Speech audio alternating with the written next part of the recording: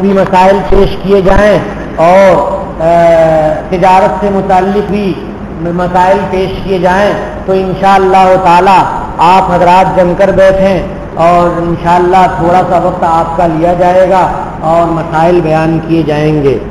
مثلاً زکوٰۃ کا نصاب چاندی کسی کے پاس ہے یا روپیے پیسے ہیں تو اس کا نصاب یہ ہے کہ 612 گرام 360 ملی گرام چاندی کی کیا قیمت ہوتی ہے اتنے پر زکوٰۃ واجب ہو جاتی ہے۔ اب معلوم کر لیں کہ 1 گرام کی کتنی قیمت ہے، اسی سے 612 گرام 360 ملی گرام کی قیمت معلوم کر لیں۔ ہر آدمی پڑھا لکھا ہے اور قیمت گھٹتی بڑھتی رہتی ہے۔ آپ لوگ اگر بتائیں گے کہ 1 گرام کی قیمت یا 10 گرام کی قیمت اتنی ہے تو میں جوڑ کے بتا دوں گا کہ پوری زکوٰۃ کی قیمت اتنی ہوئی۔ تو غرض یہ کہ مارکیٹ سے معلوم کر لیں اور یا یہ کہ مجھ سے پوچھ لیں معلوم کر کے کہ لائیو جو مارکیٹ ویلیو ہے وہ 10 گرام کی قیمت کتنی ہے چاندی کی، تو اس کے حساب سے آدمی صاحب نصاب ہو جاتا ہے۔ سونے اور چاندی لوگوں کے پاس ہیں، سونے بھی رہتے ہیں لوگوں کے پاس، لیکن سونے کے ساتھ کیونکہ روپے پیسے بھی رہتے ہیں اور چاندی بھی رہتی ہے، اس لیے نصاب چاندی کا مانا جاتا ہے اور چاندی کے حساب سے ہی زکوٰۃ ادا کی جاتی ہے۔ لوگ پوچھتے ہیں کہ قیمت کیسے لگائیں گے، اس لیے کہ ہم مارکیٹ سے جا کر کے اگر خریدیں تو ہمیں مثال کے طور پہ 10,000 روپے کا مل رہا ہے سونا، اور اگر بیچیں اسی وقت خریدنے کے بعد بیچیں تو وہ 700 میں خریدیں گے، 7,000 میں خریدیں گے، 30% وہ کم کر دیتے ہیں۔ ان سے اگر خریدیے گا تو 10,000 میں آپ خریدیے گا، اور جب ان سے بیچیں گے تو وہ 30% گھٹا دیتے ہیں، کہتے ہیں 7,000 اب اس کی قیمت رہ گئی۔ یہ عجیب ہے سونے چاندی والوں کے مارکیٹ میں۔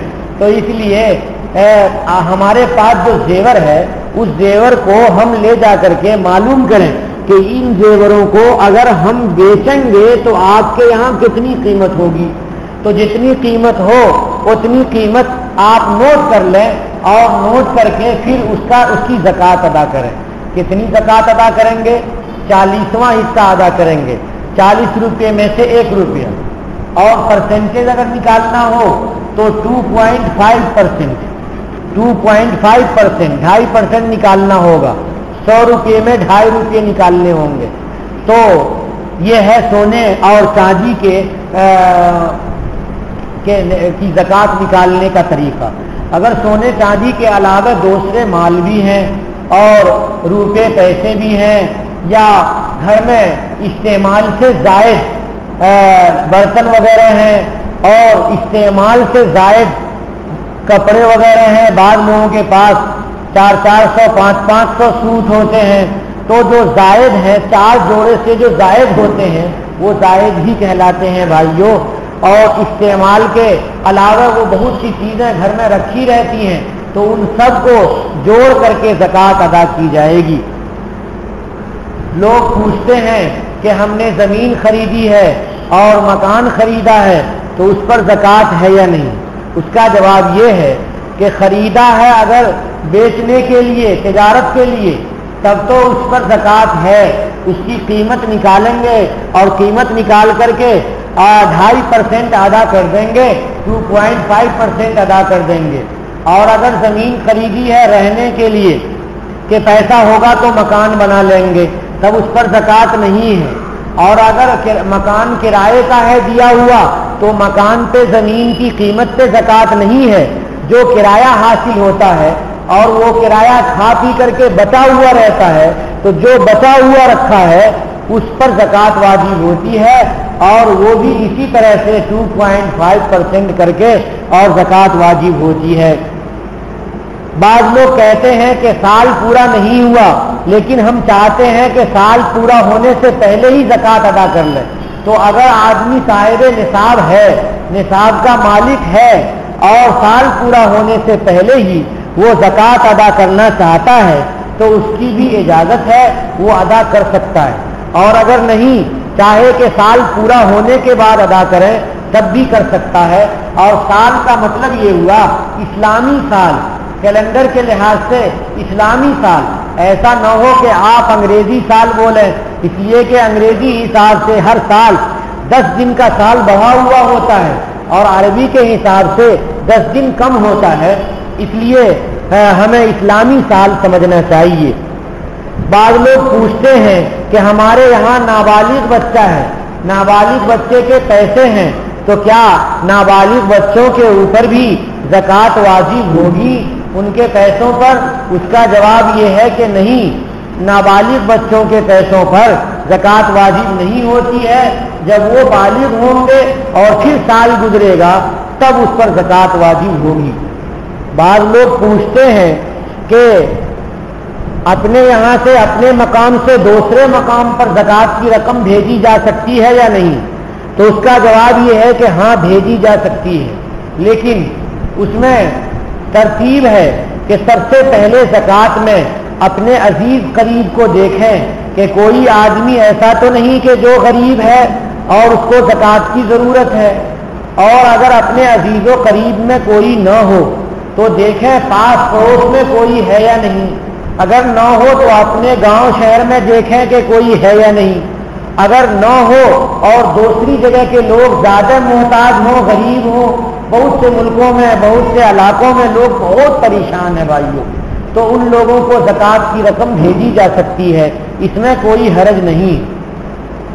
بعض لوگ پوچھتے ہیں کہ کون سے رشتہ دار کو زکوٰۃ دی جائے اور کون سے رشتہ دار کو زکوٰۃ نہ دی جائے.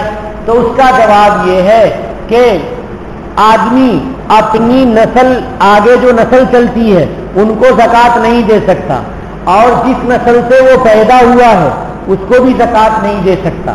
مثال کے طور پر کہ بیٹا، پوتا، پڑ پوتا، سکڑ پوتا نہیں دے سکتے زکوٰۃ.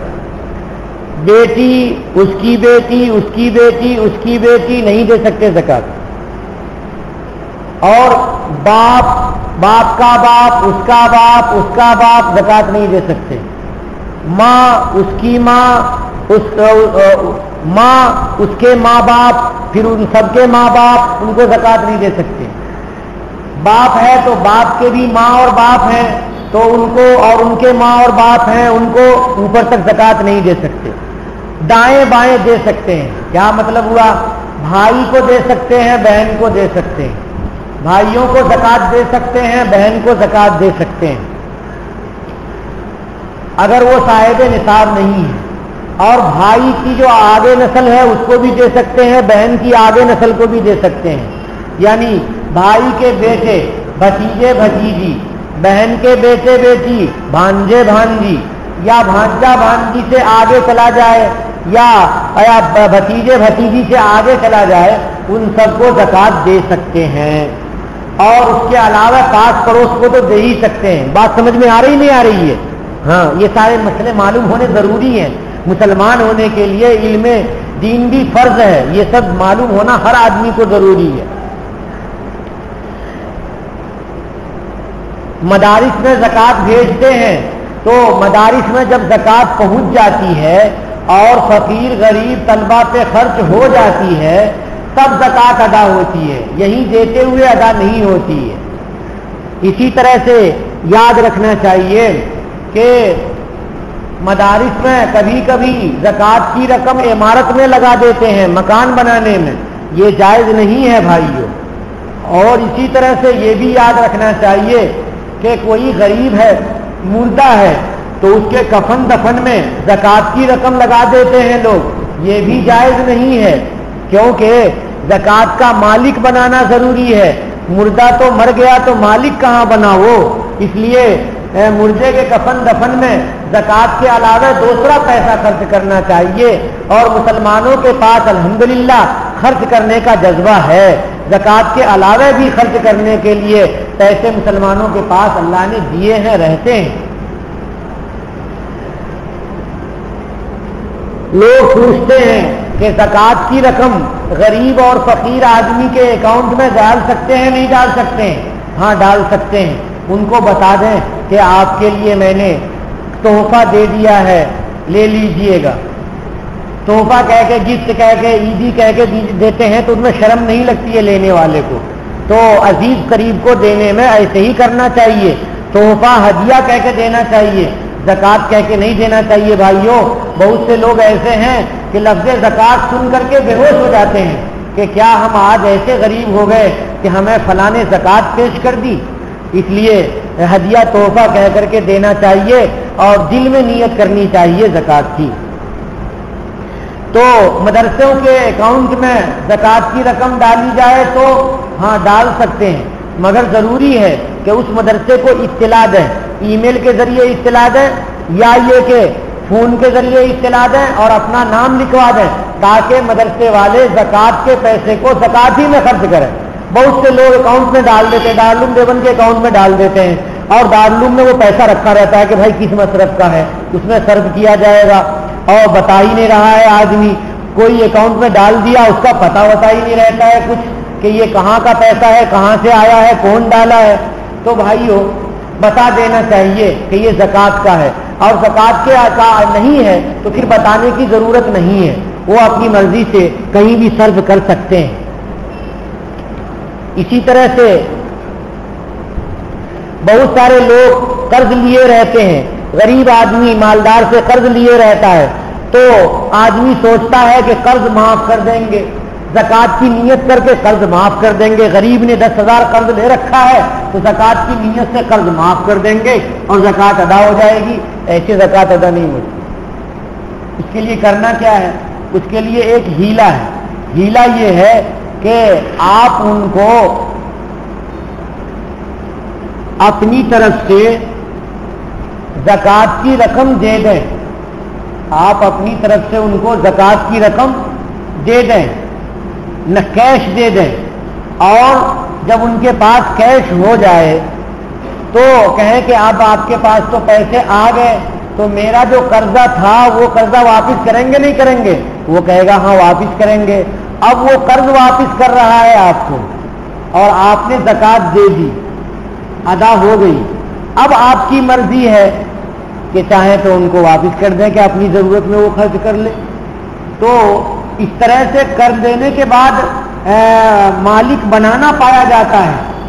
और कर्ज तो पैसा है वो तो भूल गया हुआ है, वो तो क्या कहते खर्च किया हुआ है, तो खर्च किए हुए पैसे में नियत का एतबार नहीं होता है। ज़कात में नियत कैसे कैसे कर सकते हैं, उसकी तफसील ये है कि ज़कात का पैसा आपने घर में हिसाब किया और हिसाब करके एक डिब्बे में रख दिया कि फकीर को, गरीब को इसी डिब्बे में से दिया जाएगा। तो जिस वक्त आपने अलग किया है और नियत कर ली कि ये ज़कात है, तो नियत काफ़ी है। अगर उस वक्त नियत नहीं की और गरीब फकीर आदमी को ज़कात दी, और तो उस वक्त नियत कर लीजिए कि मैंने ज़कात दी मैंने अल्लाह के लिए, दिल में नियत कर लीजिए। अगर उस वक्त आपने नियत नहीं की तो जब तक फकीर के हाथ में वो कैश बाकी है अपनी हालत में, तब तक नियत कर सकते हैं। और अगर उसने खर्च कर दिया तो अब फिर नियत नहीं कर सकते। तो नियत की तफसील ये है, इसको याद रखना चाहिए। रमजानुल मुबारक में ज़कात अदा नहीं किया, बाद में अदा करना चाहता है, कोई बात नहीं है, बाद में अदा कर दीजिए। रमजान जरूरी नहीं है, साल गुजरना जरूरी है। ये जो ध्यान में लगा लेते हैं रमजान ही में ज़कात होती है, रमजान ही में देंगे, भाइयों भाई ये कोई शरीयत की बात नहीं है। ज्यादा सवाब मिलता है इसलिए लोग देते हैं, भाई दे, हम मना भी नहीं करते हैं उनको। इसी तरह से मियाँ बीवी को और बीवी मियाँ को ज़कात नहीं दे सकते।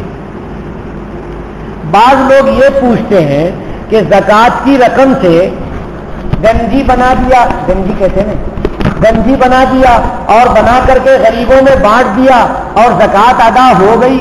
नहीं भाइयों, गंजी बांटने से ज़कात अदा नहीं होती है। क्यों? कि गंजी लेने वाले तो मालदार भी होते हैं, साहिब निसाब भी होते हैं, मोहल्ला पड़ोस में पूरा वो बांटते हैं। बाद लोग हलीम बना करके बांटते हैं, इस तरह से ज़कात अदा नहीं होगी। हाँ, अगर आप सिर्फ फकीरों को और सिर्फ मिस्कीनों को बना करके और बांट करके खिला रहे हैं, तब ज़कात अदा हो जाएगी। غریب بچے کو کتاب خرید کر کے دے دیا تب بھی زکوٰۃ ادا ہو گئی، کپڑے خرید کے دے دیا تب بھی زکوٰۃ ادا ہو گئی۔ جیسے بھی جو دینا ہو کوئی چیز خرید کر کے دے سکتے ہیں، لیکن زیادہ تر پیسے دینے چاہیے۔ کیوں کہ اگر کپڑا دیا تو 4 آدمی نے کپڑے دے دیے ہیں اور بیچاروں کو کھانے کے لیے ہے نہیں، تو کپڑا ہی پہن کے زندگی گزرے گی یا کھانا بھی پڑے گا۔ اس لیے کوئی چیز خرید کر کے دے تو ان کی ضرورت معلوم کر لیں کہ ان کی ضرورت کیا ہے۔ اللہ تبارک و تعالی عمل کی توفیق عطا فرمائے۔ بقیہ مسائل آئندہ انشاءاللہ تعالی، وآخر دعوانا ان الحمدللہ رب العالمین۔